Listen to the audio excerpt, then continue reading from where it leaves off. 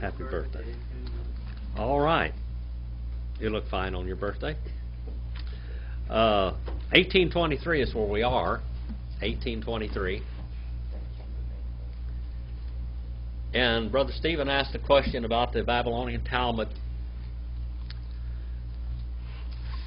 I've said this before, and I'll say this on camera again, because it's the truth.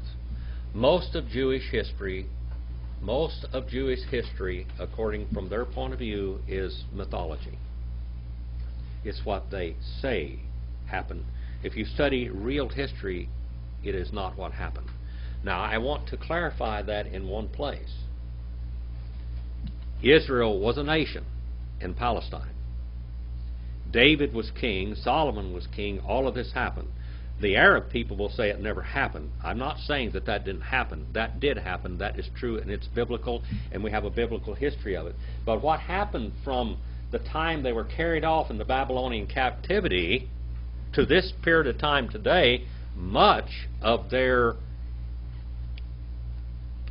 oral history is mythology.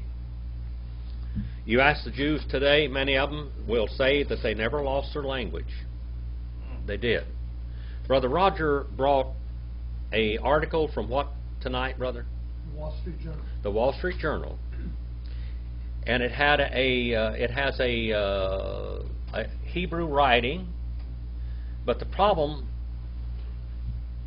the Jews all through history wrote Hebrew letters on their graveyards, in legal documents and everything, but it actually wasn't in Hebrew. Now, it said that was Ashkenazi, but it wasn't even Ashkenazi, was it? Sephardic. It was Sephardic. And what was that? It was Hebrew letters written in Arabic. Hebrew letters written in the Arabic language. Most of the writings, and the ancient writings, were written in Arabic. Later on, they were translated into Hebrew. One of the places where the Jewish people had more leeway in history was in France. They spoke French. They did a lot of their writing in French. They occupied in Babylon for hundreds of years before Christ. The Magi that came to Jesus to worship Him were of those people. We have the Babylonian Talmud, and we have the Jerusalem Talmud, and we have the Mishnah. All right? We have those three sources. The Babylonian Talmud is the oldest one. That one goes way back. It was written in Arabic, okay? Because they spoke Arabic. They had more leeway over there until about, 600 A.D., okay? What happened around 600 A.D.? Nazareth? No, 600 A.D. Islam. Islam popped its head up. And even Islam was, they called the people of the book. So they didn't mess with them too much for a while. Okay? Because they didn't think that they were a political nor a military force that's going to fight with them. Jewish people were spread all over Europe. Now, why did they get? Why do we have the second diaspora? Why do we have the second diaspora? Look on your chart up here. Why do we have the second diaspora? Here, during this period of time here, we have the first, what we call the diaspora, where they were scattered. They went into Babylon. Remember, they went into Babylon. They were carried off into Assyria. And some of them never came back. The Jews even went into China and Russia. All right. And Germany. Heavy in Germany and in Europe. They were very heavily persecuted in Germany later on, and even during periods of time. They would try to convert them to Greek Orthodox, and you know, during the Dark Ages we have the Catholic Church, which was in power of all the Western nations, and they were fighting across the Mediterranean back and forth. And all the Jews back at that time, because of the writings of Augustine, they would either convert them or killed him. In Germany, we have a letter from a woman named Rachel. And I quoted this about a year ago when I covered this little bit before. Rachel had 4 children, I believe, if I remember right. And they were going to force them to convert to Christianity. Christianity was Catholicism. All right? And so she took a knife and she sharpened the knife and she cut all of her children's throats. And then she killed her, or had her husband kill her. And they were killing like Masada over again. Okay? They didn't want to convert. Many of the Jews would convert to Christendom. We have, and I taught this class here, what? The courtesans of old. You know what a courtesan is? What's a courtesan? High-priced. High-priced prostitute. Yeah. Many of the Jewish women were courtesans in France and Europe. All right? One of them, we had a very famous American actress. All right? If I can get her name in a minute. Sarah Bernhardt. Sarah Bernhardt was a trained prostitute. Her mother trained 2 of her daughters to be prostitutes. Okay, these were Jewish women. And they were trained to be prostitutes, and the only child that Sarah Bernhardt had was from the prince of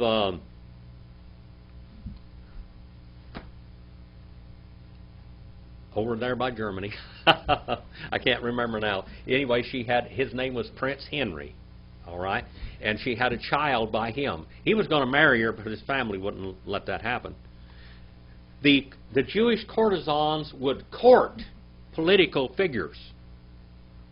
And they would get favors for the Jewish people in different areas so they could live and do commerce and everything.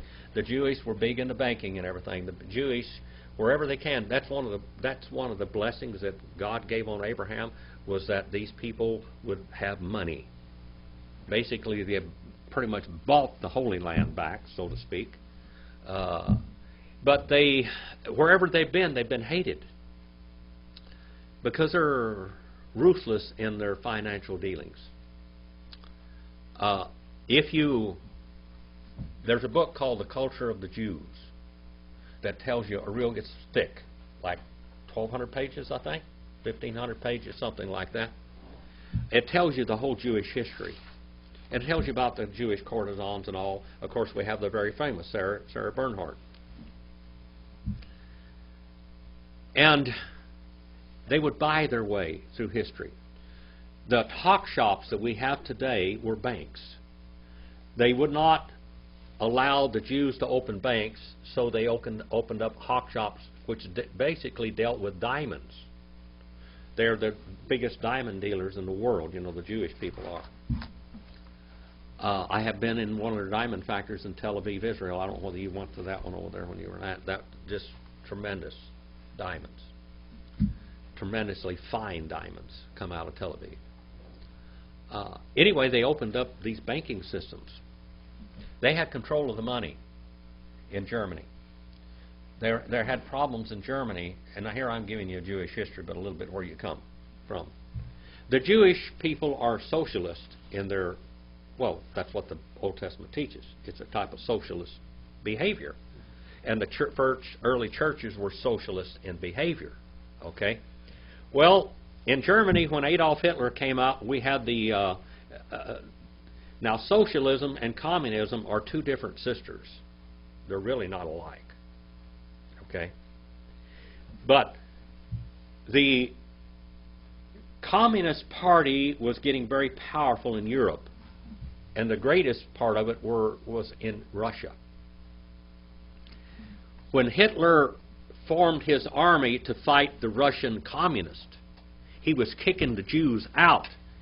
And the Jews had a lot of money and power.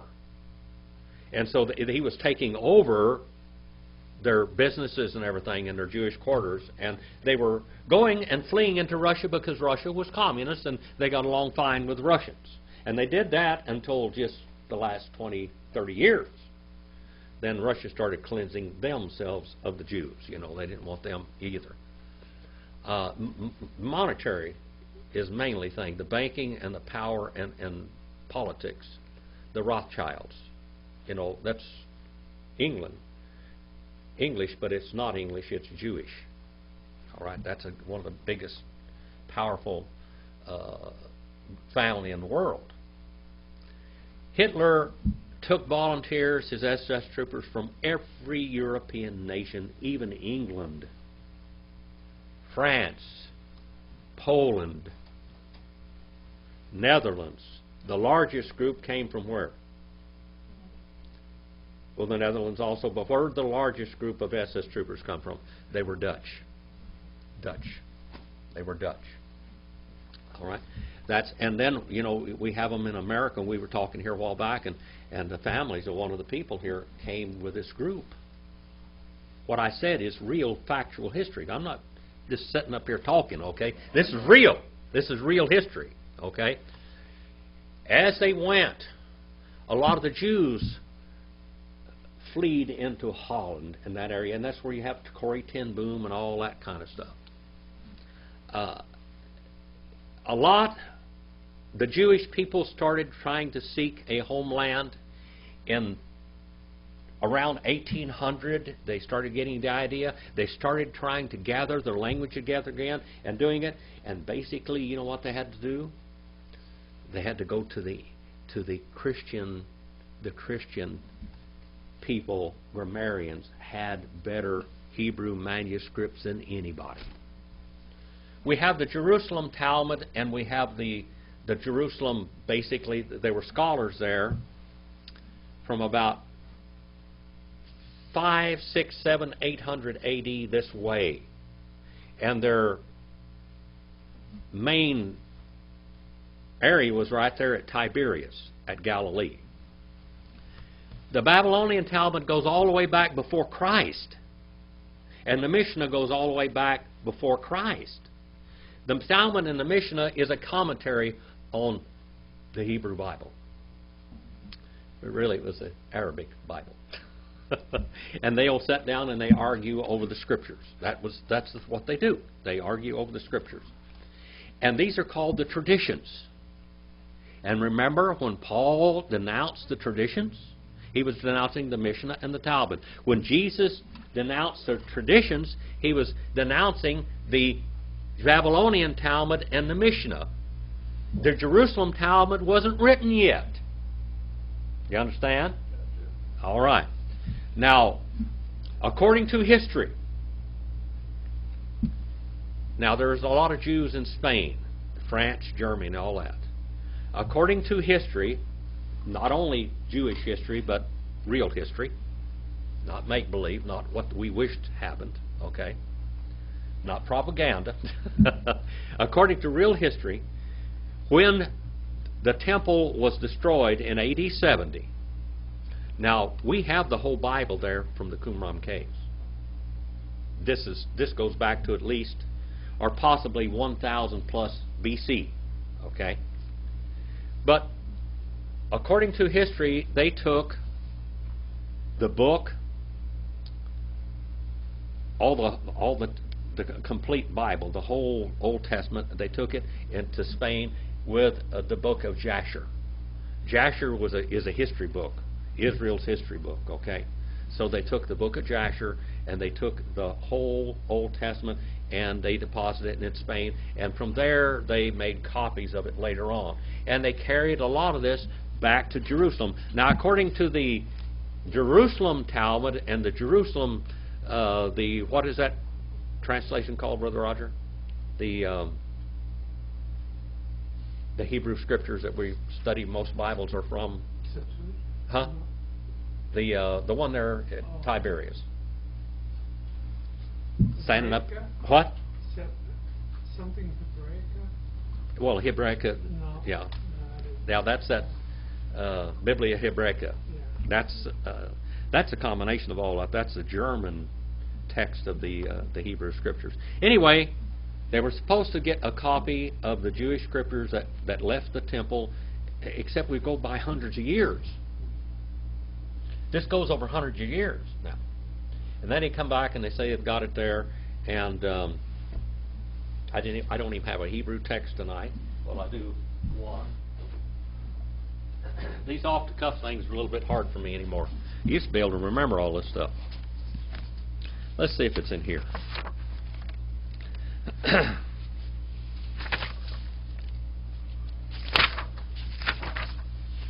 If I can figure it out real quick. Well, right off the bat, it doesn't say it. Well,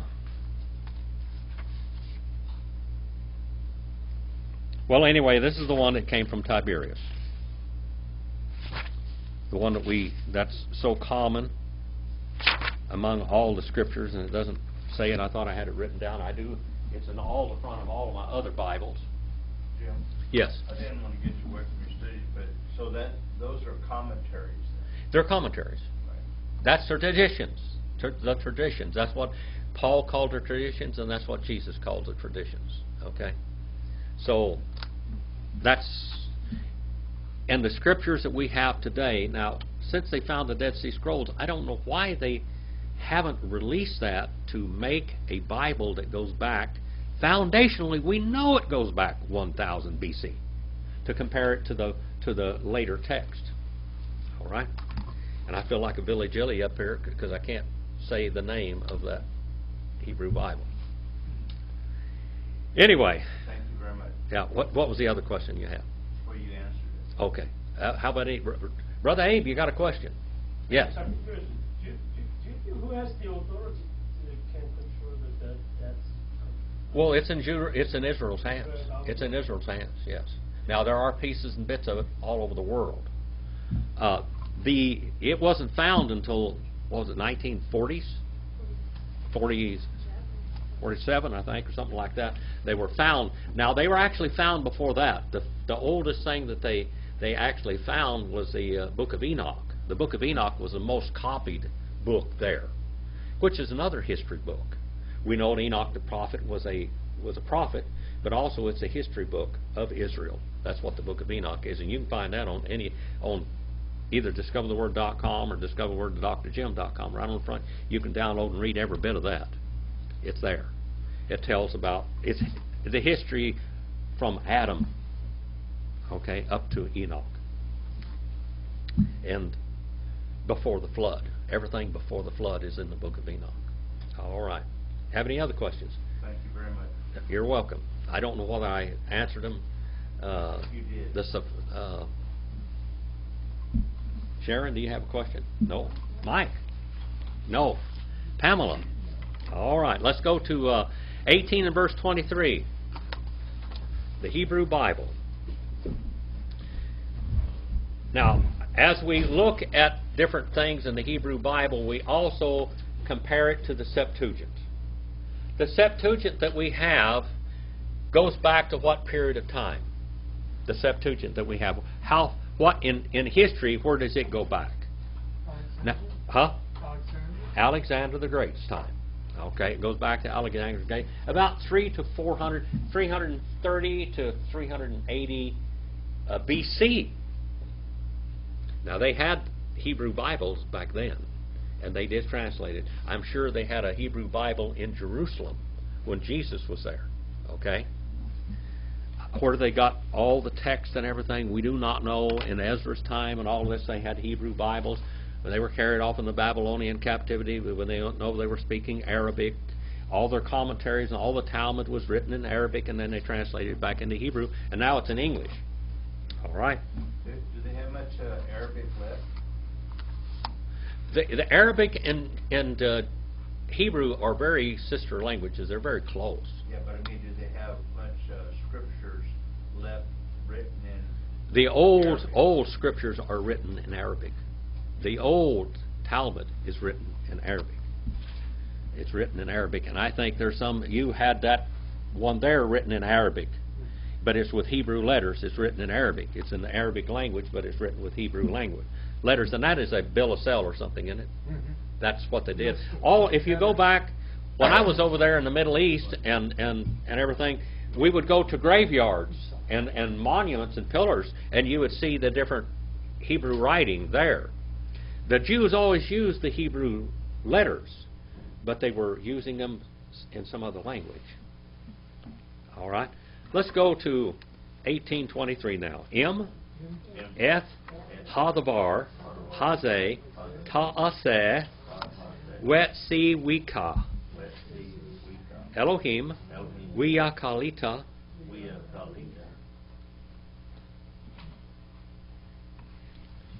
Amod, Wigam, Kal Ha'am, Haze, Al Megamo, Yavo, Be Shalom. Here we have a little conditional.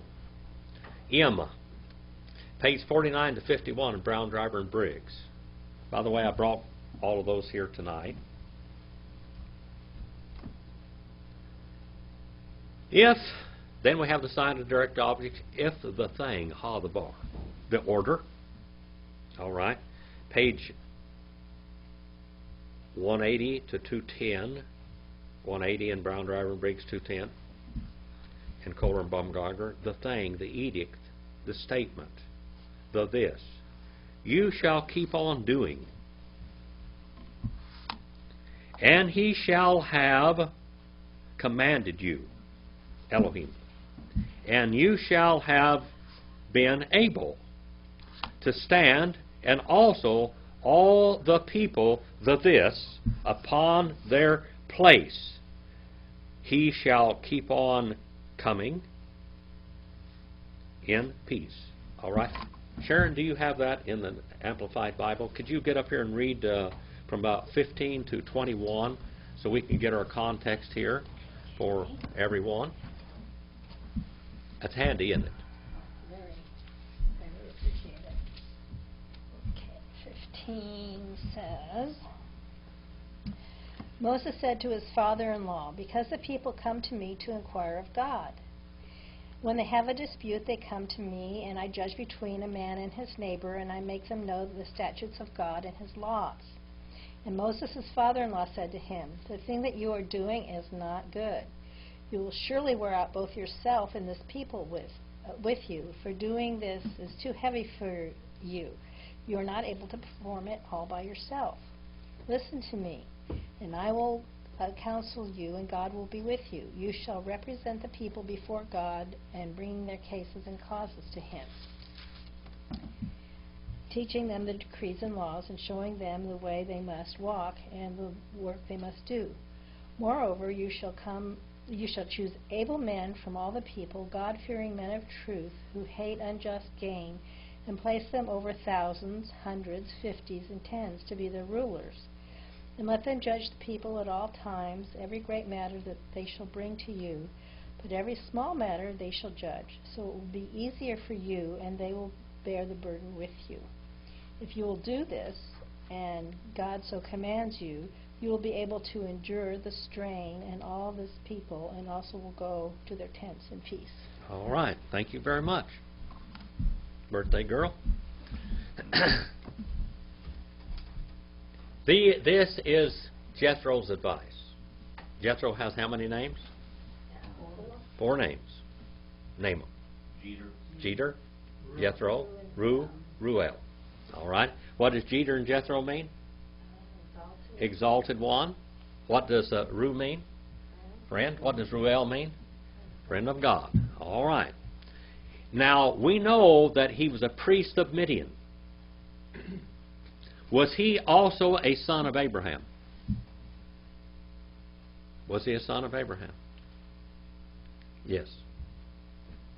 He's the son of Abraham. He is also a son of Abraham. Now, we don't know much about him except in the book of Jasher it says that he was a counselor to Pharaoh. He was a very important, high exalted man. Moses, when he left Egypt, he went down there and went into the land, and this guy had some daughters, and he married one of them. He gave him Moses. Moses was a shepherd among him, and then God called him to take Israel out, and he went back, and there were some customs that got tied up in there. You know, he didn't circumcise his children like he was supposed to, and supposedly that was Jethro's interference with that. Well, he almost got killed, and then Moses' wife circumcised the boys. Okay? And she called her husband a bloody husband, indeed. All right, so here we are now, and now this is the origin of the Sanhedrin Court. This is where the Sanhedrin Court begins, right here with Jethro's advice. 1824. Vayishma Moshe Legol Hatamno Vayas Kol Asher Amar. And he listened and kept on listening, Moses, to the voice, Likol, to the voice or the sound of the voice of his wife's father. Remember, there's no word for grandson or grandfather in Hebrew, and there's no word for son-in-law. Basically, it's wife's or father-in-law is wife's father. And he performed, and kept on performing all which he had said. Now look at that word Amer there. Let's look at that. Conjugate that Hebrew word for me. Conjugate that Hebrew word Amer. Amar. Look down there right below it. I've already conjugated it for you, but I want you to be able to read that conjugation of that verb. All right, that's the purpose of it. Sharon. Okay. Third person masculine singular cal. Third person masculine singular, that's he. And then cal stem is what? That's the active voice. And perfect tense is completed action. All right, simple as that. Real simple. He had done all which he did, or he had all which he had said.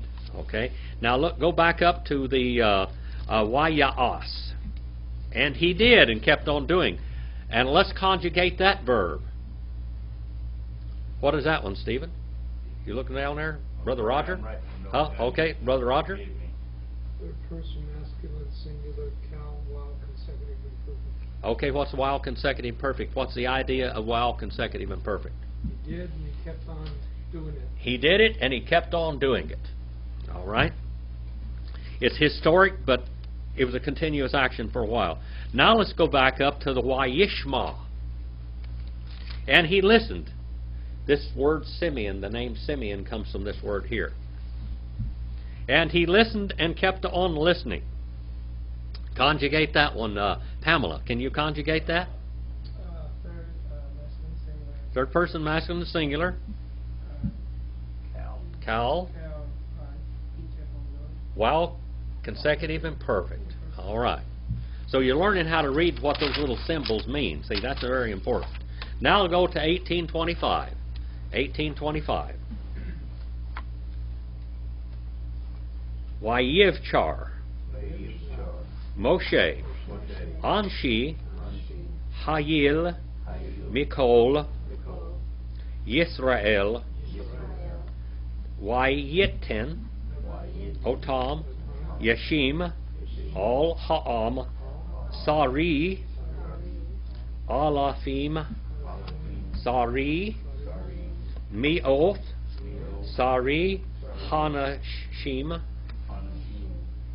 Wisari Astros Astaroth. Okay. Now let's look at this word. And he chose and had kept on choosing.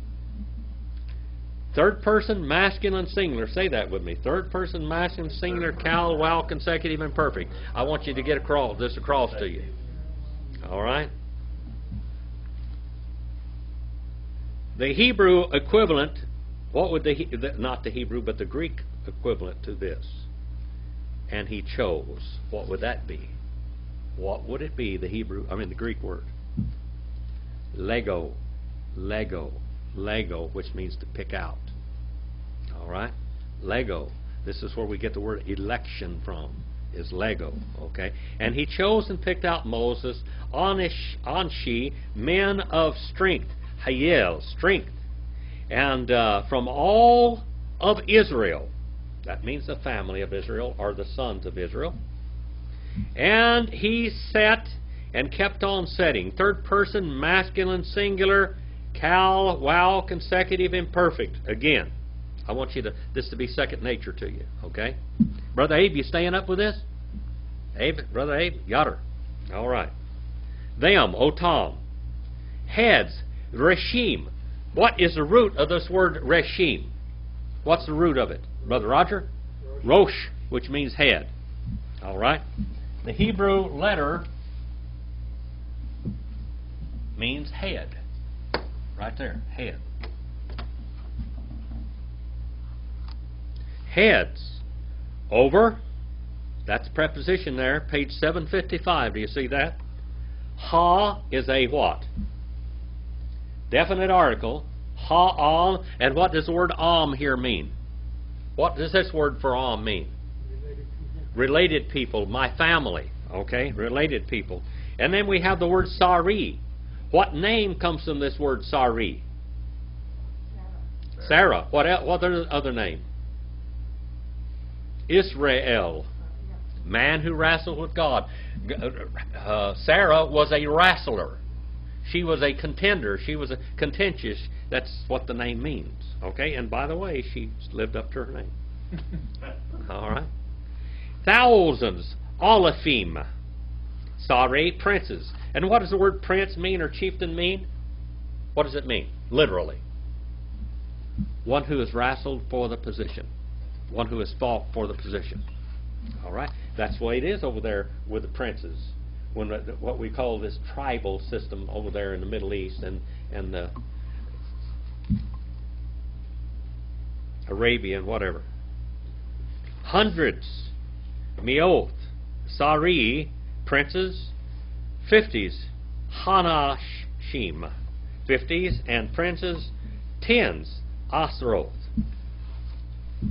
So we've got these over here, and now he's going to end up with 70 judges. By the way, when you went out to one of these cities out there, you find 12 springs where they stayed for so long, and you got 70 palm trees. Really, it's there. It's really there. You go over there and you find this. You walk through the Bible. You watch that little series, Walk Through the Bible with Bruce something or other. You'll get a lot of biblical background. Okay, you know what you're familiar with it. All right. Wayesh fetu. Wayesh fetu. Et ha'am. Bikal. Et hadavar. Hagashe. Yiviam. El Moshe. We call Hadabar. Ha-Katan, Yish-Patu, Hem. Third person construct plural, while consecutive, perfect. How should we translate this word here? It means to judge. All right, it means to judge. How should we translate this? Third person construct plural, who did it? They. They. Third person construct plural. Cal stem, while consecutive perfect. Okay? And they will have judged. All right? This is what we call the old future perfect idea in Hebrew. Then we have a sign of direct object, et, and then we have ha'am, the people, the family, in all times. In all times. Be called et. Look at that word et there. All right? In all times. In all times. Now we have et, the second et there, in the et. All right? Hadavar. The matters, the words, the contracts, whatever. We have something also that came up in the nation of Israel. We have what we call a county clerk. What were they called? The scribes. So the scribes were writing all this down. The scribes were writing all of these things. They're like the court recorders. The scribes in every synagogue was like a court reporter. The matter, the severe. Okay? Hagashet. Severe. And they kept on bringing, look at this word, third person, masculine, plural. They kept on bringing, Hithael, imperfect. They kept on bringing unto Moses, El Moshe, and all the matters, the small They kept on judging themselves. All right? They kept on judging. Third person, masculine, plural, cal, imperfect. So he sets up these 70 judges. Okay? Over the tribes, over the 12 tribes of Israel, now we have 70 people over all the heads of those things that are judges. This is what will become the Sanhedrin Court. All right? Why Shalach? Moshe. Et. Hatanal. Wayelek. Lo. El Art Sol. Conjugate this for me, somebody. This first word, why Shalach. Brother Stephen, can you read that? Third masculine, singular.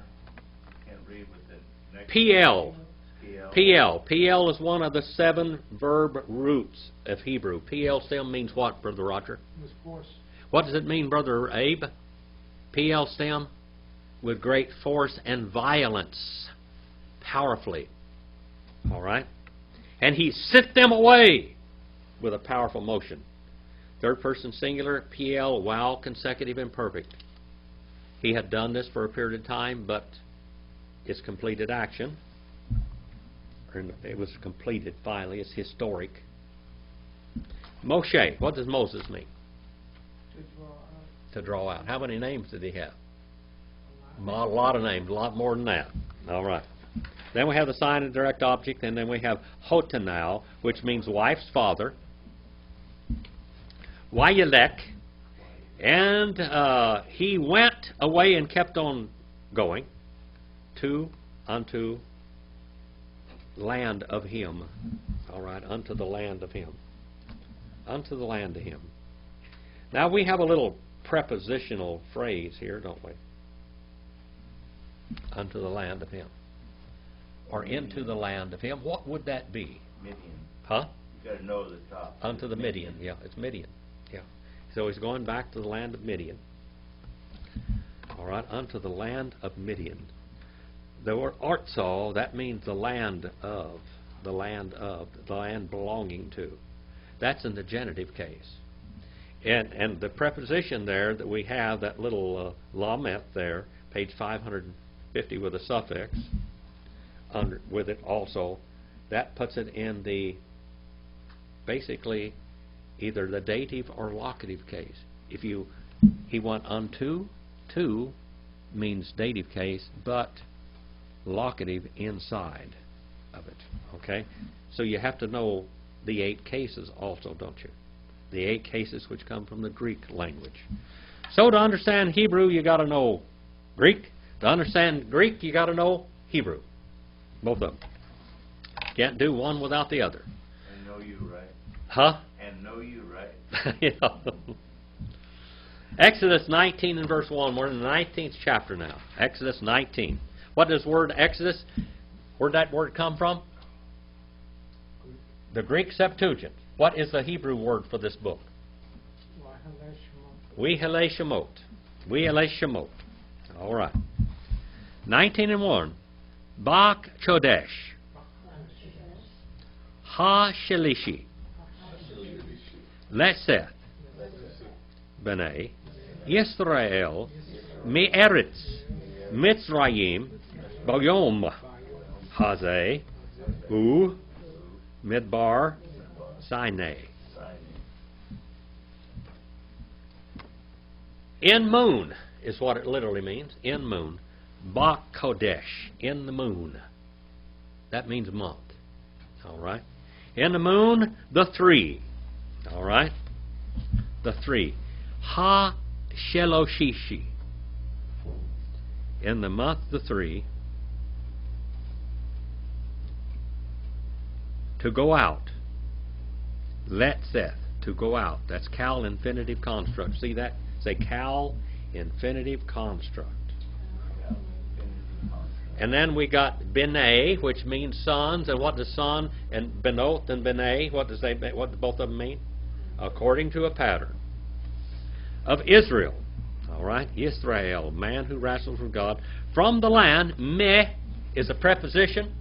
From, out of. What case would that be in? What case would that be in? Nominative, genitive, or oblative. Oblative is from the whence case, or from where it's from, so this is in the oblative case, if you want to put oblative in here so you can understand it a little better from a Greek perspective. From the eretz. What does eretz mean? The dry land. From the land. Oh, what? And this, by the way, is pretty dry land. Almost as dry as the San Joaquin Valley now. Mitzrayim. Mitzrayim. What does Mitzrayim mean? What is the Greek word for this? Egyptos. All right, which we get our word Egypt out of the Greek word Egyptos. Mitzrayim, though, in Hebrew means what? Brand of red mud and canal banks. Bayom. By and yom. By yom. It's a beth on the front of that is a what? Preposition. What case is this in? Of the 8 cases. What case is this in? In day, locative. Locative case. In day. During this day. In this day. Locative. All right? Say the 8 cases in Greek. Nominative, genitive, oblative, locative, instrumental, dative, accusative, and vocative, and you can correspond them right here in Hebrew to understand it better because it's all inflected. The prepositions of what rules what case are in here. In day, the this. Ha ze. And then we have the word boo here. And it's, what is it now? Third person construct plural, cal perfect. So let's look at the action in this. Third person construct plural. Who's third person plural, Brother Abe? Third person plural. They. They. They. They. I, you, he, she, or an it. We, ye, they. All right? They, cal stem, perfect tense. They had come. All right? Midbar. What's midbar mean? Page 185. In what? A cow path. A cow track. Way out in the wilderness, which means nothing but a cow trail. Okay? Of Sinai. What does Sinai mean? Sinai. I always used to say when they put me, you know, I used to have big giant classes over there in the big buildings over there and everything, and then put me out here in the briar patch. That's what I call the briar patch, which is fine with me. I don't have to move my class every time I can stay in one classroom all the time. This is my classroom right here. Happy with me, but it's a briar patch. What does Sinai mean? The briar patch. Because there were a lot of what up there on that mountain? Thorn. What? Thorn. What kind of thorns? Blackberry and raspberry bushes. Wild blackberry and raspberry bushes. And what was the bush that caught on fire and didn't burn up? Blackberry. The blackberry bush. All right. And today on St. Catherine's, or up there on Mount Sinai, that Mount Sinai, there are a lot of raspberry and blackberry bushes. Okay? That might give it a little more credence over some of the others because of that very reason. Not only that, but from the very historically that was looked upon as Mount Sinai, and I'm not trying to take the Catholic position on where Sinai is either, but I'm just telling you a little history with it.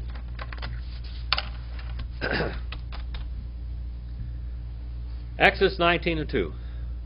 Wayisu, Meri Fadim, Wayavu, Midbar, Sinai, Wayachanu, Bad Midbar, Wayitchan, Shan, Yithrael, Neged, Hahar. All right.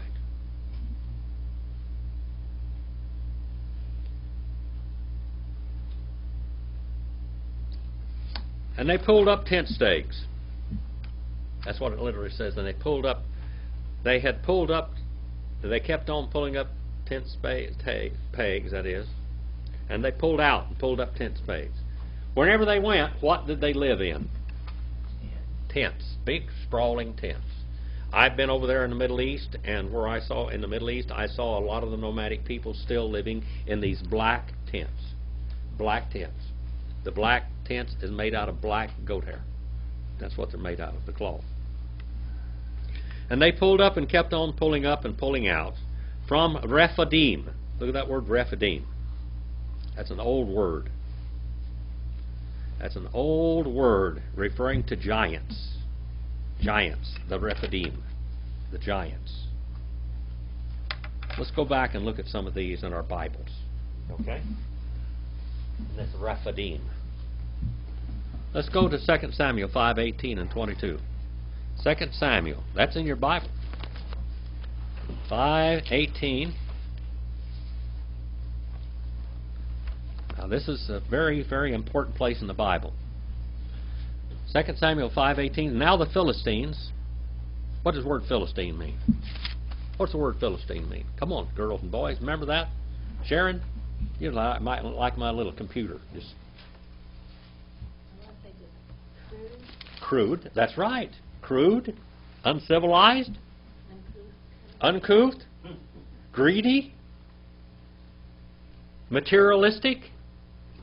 That's what all this Philistine, that word Philistine means. Kind of sounds like America just a little bit, doesn't it? And now the Philistines came and spread themselves out in the valley of the Rephaim. All right, this is Rephidim. This is right there.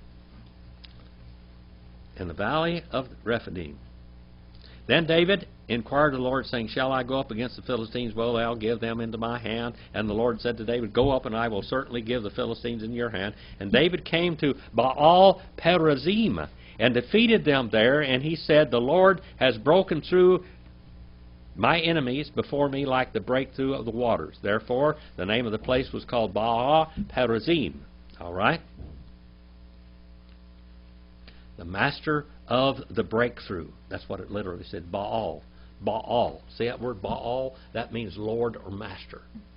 All right? Verse 21. And they abandoned their idols there, and so David and his men carried them away. Now, verse number 20. Now the Philistines came up once again, and spread themselves out in the valley of Rephaim. And of course, David, he inquires of the Lord again. You shall not go up directly up, circle around behind them, and come up to them in the front of the balsam trees. And it shall be, when you hear the sound of marching and the tops of the balsam trees, you shall act promptly, for then the Lord will have gone out before you and strike the army of the Philistines. Now, who were these rascals? Who were these people? These were giants that David was fighting. Now, Nephilim. He's fighting giants. All right, he's fighting a lot of giants. Let's go look at some of these. Angel and human. Angel-human hybrids. Okay. Deuteronomy 2. Let's go to Deuteronomy 2. Deuteronomy. What does Deuteronomy mean? The second law, the second giving of the law. The second giving of the law. Yeah, the second giving of the law. Deuteronomy 3 and verse 11. Let's look at it. This is, by the way, why do we have the book of Deuteronomy? Why do we have it? Why do we have the book of Deuteronomy? We have the Exodus, we have Leviticus, we have Numbers. Why do we have Deuteronomy? Why was Deuteronomy written? Anybody's going to get an A+, if you've got the right answer here. Confirmation of the law. Right. No. Why do we have it? To educate them after they came out of bondage, teach them what the law was. The reason why we have Deuteronomy, I want you to really put your ears right up here like this, is because all of the first generation that came out of Egypt was dead. And now they're giving the law to the new generation. This is the law to the new generation, so he rehearses the old law. And this is what we have, the second giving of the law to the new generation. These are the ones that are going to march into the land. Okay? That's why we have Deuteronomy. All right. Deuteronomy 2:11 and 20. Now look at this. For only Og, the king of Bashan, was left of the remnant of the Rephaim. So what is this Rephaim mean? Who is Og? Og is a giant. He's a Nephilim. How many brothers stood against David? 5 Nephilim stood against David. David picked up how many stones? 5 stones. Many people said 5 was the number of grace, all this kind of stuff. He picked up 5 stones to kill all 5 of them. He was going to kill all of them, and Goliath was the first one that came against him because he was the biggest and the baddest, I guess. And of course, we know that David was almost killed by a Nephilim. Jonathan's son had to save him. Now we have Og, we have another giant. And we're going to see how big this dude is. All right? You got any big people over there in Korea, Brother Abe? Tall people? Big? Sometimes I saw the basketball player. Yeah. I like basketball player. Nephilim. Mongolian, about almost 8 foot tall. Yeah. For only Og, the king of Bashan, was left of the remnant of the Rephaim. Behold, his bedstead was an iron bedstead, and is in Rabbah of the sons of Ammon. Its length was 9 cubits. How long is 9 cubits? How long is a cubit? 18 inches. 18 inches. So how long is this? Huh? 9 and 6, 15. 15 feet. Pretty big dude, isn't he?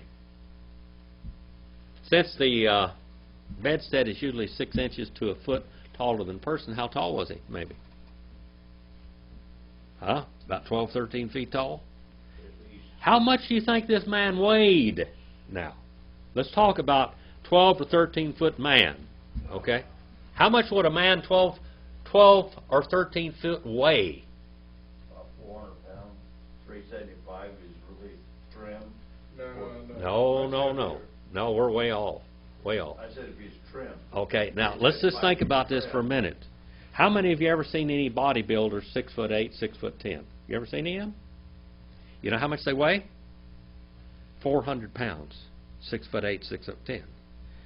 How we go 8 foot, 9 foot, 10 foot? How much do you think they weigh now?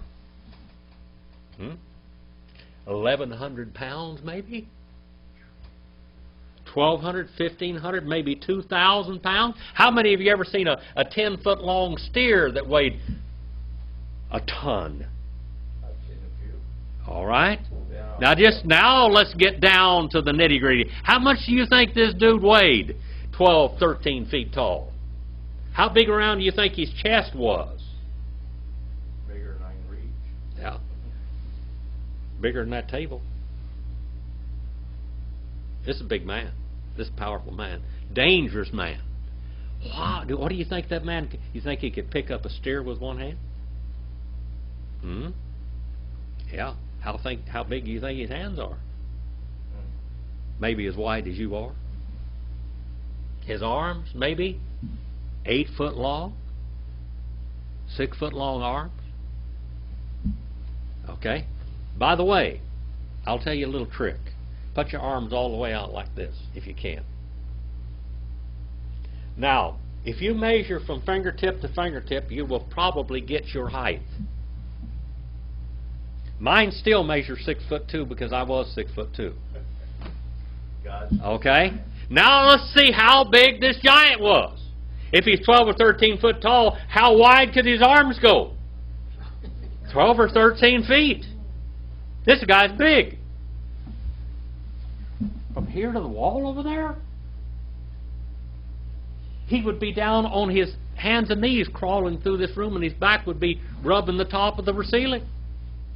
Most ceilings 7 and 8 feet. He couldn't walk in here.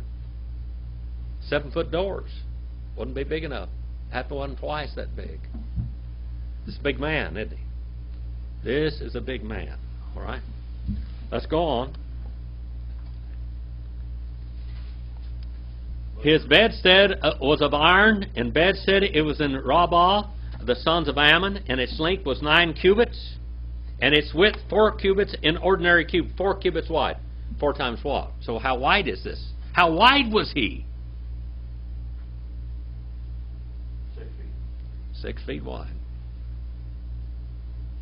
So he was probably at least 4 foot wide. Get a foot on each side. Just how tall is a 55-gallon barrel? About here. How tall is 55-gallon barrel? Rod, now come on, Brother Steve. We used to talk about all this stuff out there. But it comes up to about here, about 3 foot. No, not quite. Not 3 foot. It's not 3 foot. He was wider than a 55-gallon wide.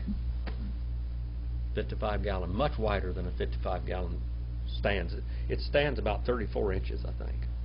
How long is a white line on a highway? How long is a white line on a highway? 12 feet. That's right, about 12 feet. He was at least that long. Bigger. Taller than that. This is a giant of a man because he is a giant of the man. All right? Let's go on down a little bit further. In verse number 3 and 11. 2 and 11, that is. And then verse number 20. Wait, you on 2 and 11? Yeah. We're still in, no, we're in 3. You're on 3 and 11. Yeah, 3. Thank you. Okay, 2 and 11. Now you go back over here. Deuteronomy 2 and 11 it says. Verse 10 says, Ammon lived there formerly a people as great and numerous and as tall as the Anakim. Alright? These are the Ammon and Ammon. Verse number, like the Anakim, they are also regarded as Rephaim, but the Moabites call them Emim. These again are who?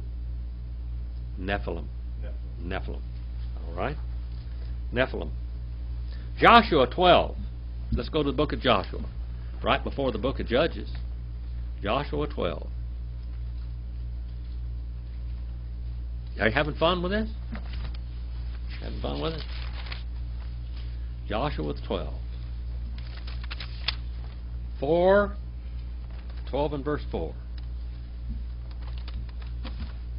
The territory of Og, the king of Bashan, one of the remnant of the Rephaim, who lived at Ashtaroth and at Edrei.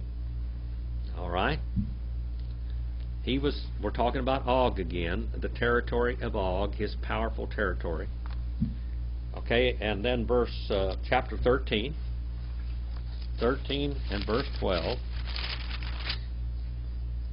And all the kingdom of Og and Bashan, who reigned in Ashtaroth and Edrei, he alone was left of the remnant of the Rephaim, for Moses struck them and dispossessed them, and these are the giants. Who said that he wanted this land? Give me that mountain. Joshua and Caleb. Caleb especially. And where is that? Hebron, near Hebron. And guess what was there in Hebron? The cave of Machpelah. Machpelah means 2 mouths. The double entrance cave of Machpelah. All right, I have been there. In the cave of Machpelah. Who's there? Who's buried there? Yeah. Sarah, Abraham, Isaac, Jacob. What? No, in probably his part of the land, his portion of the land. He was buried there. But here we have the cave, the burial cave of the patriarchs. Now, according to the book of Jasher, when Jacob died, they went down to Machpelah to bury Jacob. They carried him all the way from where? He died where? In Egypt. But they carried him and they buried him there.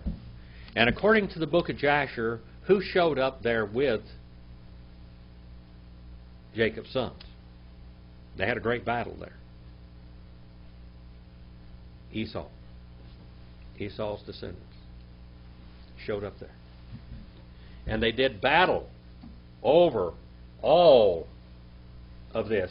They tried to take that area. They tried to subdue and take them, because with that cave came very much a lot of patriarchal rights.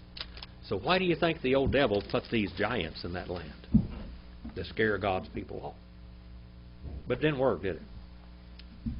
All right, let's go on a little bit further. Let's look at some other ones. All right.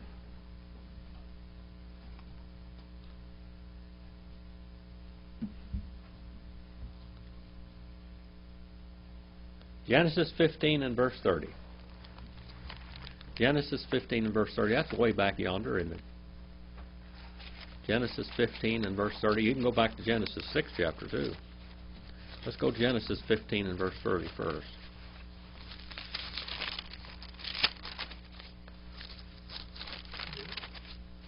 And 30? I think it's 15 and 30. 15 doesn't have a 30. Oh, it doesn't. My Revised Standard Version doesn't have it. All right. Well, I must have written down the wrong thing. Genesis 15 and what? I can't even find my 15. I've written it up so bad. 15. Maybe it's 15 in verse. If I can find 15. 15.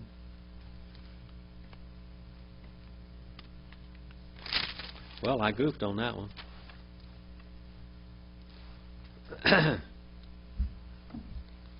20. The land of the Hittite, the Perizzite, the Rephaim. 15 and 20. All right, I wrote down 30 instead of 20. I must have been shaking real bad when I wrote that one down. 15 and verse 20. And the Kenite, the Kezite, and Canaanite, and the Hittite, and Perizzite, the Rephaim, and the Amorite, and the Canaanite, and the Girgashite, and the Jebusite were in this land, and God's telling them that they're going to have this land. This is going to be their land. Okay? And 14 and verse 15.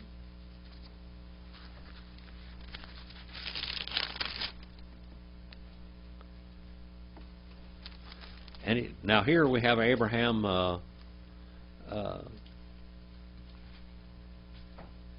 verse number 14. Now Abraham heard that he had been that his relative had been taken captive. He led out his trained men, born in his house, 318, and went in pursuit as far as Dan. And he divided his forces against them by night, and his servants, and he defeated them and pursued them as far as Habah, which is north of Damascus. Talking about Abraham going and fighting the war against these people.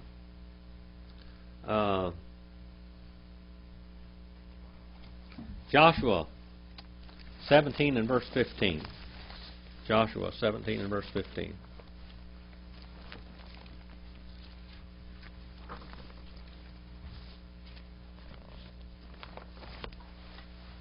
And Joshua said to them, if you are a numerous people, go up in the forest and cedar place for yourselves there in the land of the Perizzites, the Rephaim, since the hill country of Ephraim is too narrow for you. He's talking about the country up there where all of these giants lived.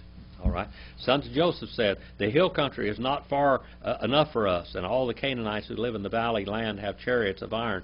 Both these who are in Beth Shean and its towns, and those who are in the valley of Jezreel. And Joshua spoke to the house of Joseph, to Ephraim and Manasseh, saying, you are numerous people and have great power. You shall not have one lot only, but the hill country shall be yours. For though it is a forest, you shall clear it, and to its farthest borders, and it shall be yours, for you shall drive out the Canaanites, even though they have chariots of iron, and though they are strong. Where did metallurgy come from? Where did metallurgy come from? Where? Phillips. Mm-hmm. Where did it come from? The book of Enoch tells us. It came to them from one of the islands. If you read the book of Enoch, it will tell you that the angels taught their sons, the Nephilim, they taught them the art of metallurgy, making iron tools to fight with war. They did battle and they killed people with these iron tools. That's where it came back. And the Hittites and the Canaanites did this. And these were the Rephaim and all of them. Now let's go on back. We've looked at that little horseshoe enough. This is the land of the Rephidim. They pulled out from Rephaim, and they came into the wilderness, the cow trail of Sinai. And they camped and they laid up, literally, and rubbed out time, third person masculine plural, cal, wow, consecutive, imperfect, in the wilderness. And he laid or camped up there, Israel, before the face of the mountain, before the face of the mountain. The face of the mountain. The face of the mountain. Let's go back in the Bible and look at this just one more time. The word Titan. What does the word Titan mean? 2 Samuel. 2 Samuel. 2 Samuel 5:18 through 22.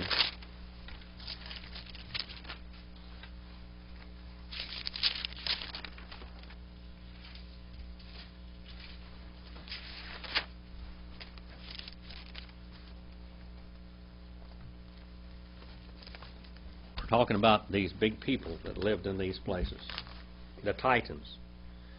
In 2 Samuel 5:18 through 22, in the Septuagint, it calls these people the Titans. In history, in mythology, who were the Titans? The giants. That's right, the Titans. Who was Atlas? How about Zeus? All of the Greek mythology and Roman mythology came down, could be history of these giants that lived before the flood. All right? Big people. Some of those people were gigantic. 20, 30, 40 feet tall. These big ones. Okay? 5:18. Now the Philistines came out and spread themselves out in the valley of Rephaim. And David inquired of the Lord, saying, shall I go up against the Philistines? We talked about this before. So David came to Baal-perazim and defeated them there and said, the Lord has broken through my enemies. That's where he called the Lord of the breaking through. All right? So that's, and these people are called the Titans. In the Septuagint, these are called the Titans. And in Genesis 14 and 15, it's called Hoi Gigantes, in the plain of Kirathaim. The plain of Kirathaim. In Genesis 14 and verse 15. The plain of the giants.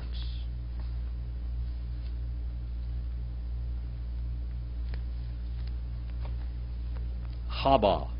Now this is the plain of the giants. Genesis 14 and verse 15. In the plain of Kirathaim. All right. Kerioth comes from that later on, doesn't it? Kerioth. Judas is a Kerioth. 19 and verse 3. You Moshe, Ale, El, Ha Elohim, Y Yikra, Elah, Hadavar, Men Hahar, Limor, Kol, Tamar, Leveth, Yaakov, Witaged, Libnei, Yisrael. And Moses. Moses means what? To rescue or draw out. Allah. Allah. He had gone up, third person masculine senior cal perfect. He had gone up to Elohim. To Elohim. Now what case would this be in, Brother Roger? To Elohim. To Elohim. That's a dative case. That's dative. To. All right. To Elohim. And he called to him, Elah, Elah. Here we have a preposition with a third person masculine singular suffix. That El. Elah. He called to him, that's dative case again. To him, Jehovah, from the mountain. Man. What case would that be in? The oblative case. From the mountain. Man is a preposition, means from, page 580. And then ha-har. Ha is the, har means mountain. From the mountain. Saying. Now this is, saying here means to say. It's cal infinitive constructs. It means to say thus.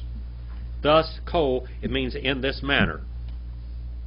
You shall keep on saying, second person masculine singular, cal imperfect, to the house of Jacob. Now he calls him Jacob, doesn't he? What does Jacob mean? That means to follow the heel.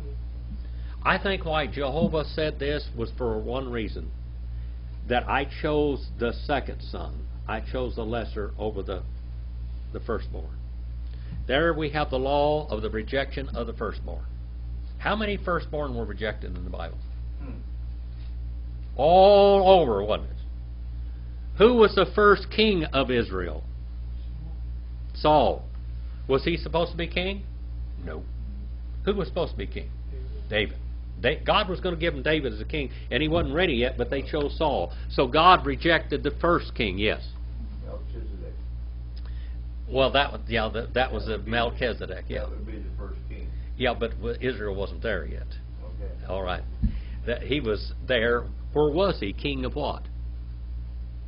Melchizedek was king of what? Salem, which was later on Jebush, which was later on Jerusalem. All right. Jacob means to follow the heel, and he was the second-born son, and Esau was rejected. All right? Esau was rejected. Who was the first son that was rejected by God because of his actions? Cain. All right. And Abel was never a threat to him whatsoever, but he murdered him, and when he murdered him, he lost his status. We taged, and you shall keep on telling, declaring. You should keep on telling and declaring. The Talmud means what? What does Talmud mean? Brother Roger, what's Talmud mean? What's that? What does Talmud mean? Um, To tell again, to tell again, to tell again. The Talmud means to tell again, to tell again, to tell again. All right? To the sons of Israel. You shall tell again to the sons of Israel. 19:4. That looks like a pretty good place to stop here somewhere. Atam. Reatam. Asher. Asiti. Li Mitzrayim. We are Esa. Etchem. All. Konfi. Nesharim. We Avi. Etchem. Elay. You have seen. Look at that. You have seen. That comes from Ra. See that word there? Resh, Aleph, and He. Ye have seen. Second person, plural. You have. You all. Cal stem and what? Perfect tense. So it's completed action. You have seen what I have done. What I have accomplished. First person construct singular, cal perfect. To the Egyptians. To the Egyptians. What case is this in? Again, this is the dative case. Le Mitzrayim. Le is a preposition. Puts this in the dative case, what he's done to the Egyptians. And I had kept on carrying, first person construct, singular, cal, while consecutive and perfect, you all, etchem, you all upon wings. This is a beautiful, beautiful, figurative, prophetic. The wings of eagles, nesharim. I've carried you on the wings of eagles. And I have brought and kept on bringing them unto me. All right? I've kept on bringing them unto me. 19:5. We ata im shamoa tishmeu bikole yushi marten et berati we yetem le segula mikol ha'amim ki le kal ha'aretz. And now, a little adverb of time. Look at that word now. And now, if, a little conditional conjunction. To hear, Cal infinitive absolute. If you to hear, that word, we get Simeon from that word, and we get Simon from that word. Ye shall keep on listening to my voice. And you shall have guarded and kept watch. Look at that. This reminds me of Matthew 28, 18 through 20 so much. Matthew 28, 18 through 20 is the marching orders of the Lord's churches. After you've been kicked out in the world, what was the first thing they were supposed to do? Make disciples. You make disciples, and what do you do to the disciples? Baptize them. And then what do? You teach them to guard all things with their lives, everything that I have given to you. Everything that I have given to you, guard with your life. So this reminds me of that. And you shall have guarded bariti, my covenant, my division, my covenant. The covenant belonging to me. And you shall have become, second person masculine plural, cal, wow, consecutive, perfect. You shall have become to me a property, a possession. A property or a possession from all the peoples, because to me all of the earth. You're a special property to me. You're my property. You're my slaves. You're bought and paid for people. And I picked you out above everybody else in the whole world. Yeah. Isn't that beautiful? God's eternal purpose. Ephesians 3 and 11. Ephesians 3 and 11. If I can get there. Ephesians 3 and 11. Let's go there.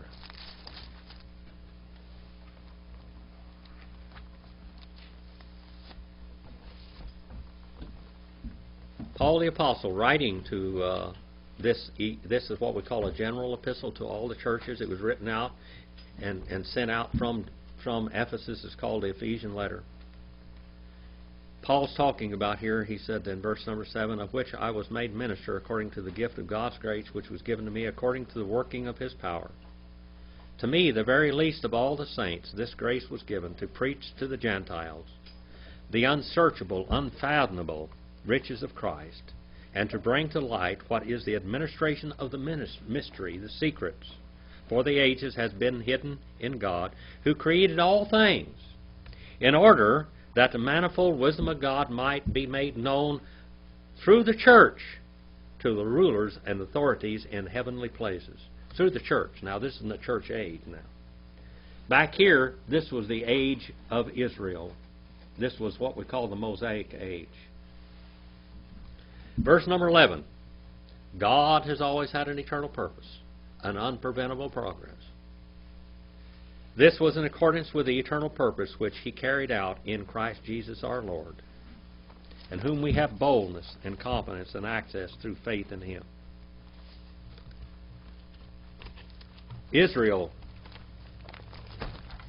was a special people that God called out. Israel failed God in every way. In the church age, many churches have come and gone. Many churches have come and gone. But the Bible says, Matthew 16:18 and Matthew 28:18 to 20, that there will be a church here. Not because of mankind, but because of God's promise. Where did we start tonight? 23. Exodus, what? 18:23. 18:23 through 19 and verse 5. Do you have any questions? Yes, we're still on tape. Do you have any questions? Well, you know, we're studying this 19:5, and because we're His property, that He doesn't reveal His word to you unless you are His property and you study. Well, first of all, the administrator of God's kingdom in the world today is His churches. All right? His churches. His churches are the caretakers of the faith at this period of time. and we are members. Everyone ought to strive to be a member of a scriptural New Testament church with scriptural baptism. And that beautiful, wonderful Shekinah glory that God sent upon that church on the day of Pentecost is really still with those true churches today, which carries out the revelation. You know why Baptist churches are the only ones that really know the truth in the world? Is the ones with that Shekinah glory. Everybody else may be a little off here and a little off there. And sometimes we need to get a little, we get a little off, we need to get back in line and follow down. We need to study history a whole lot. We need to study the evolution of theology and find out why we believe what we believe today, because it's biblical, not tradition. We need to follow Bible, not tradition, in so many places. Biblical issues, not tradition issues. All right? Well, let's have a word of prayer. You have any other questions? Or I turn you loose on the world. All right. Let's have a word of prayer, and I'm going to send you out in the world. All right. Brother Mike, you want to come up here and lead us in prayer, brother?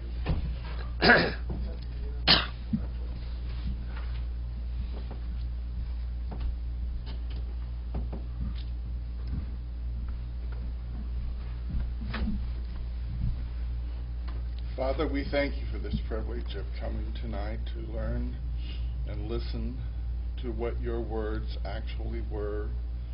We thank you for our teacher, Brother Jim, and for his insight and clear mind in explaining these things to us. Father, we ask you to forgive us those sins that we continue to commit against you and our brothers and sisters. And we ask that these teachings that we are currently learning will aggravate our minds so that we will follow what is your will.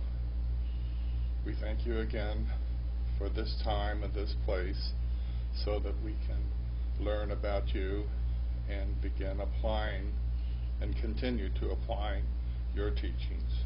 In Jesus' name we pray. Amen. Amen.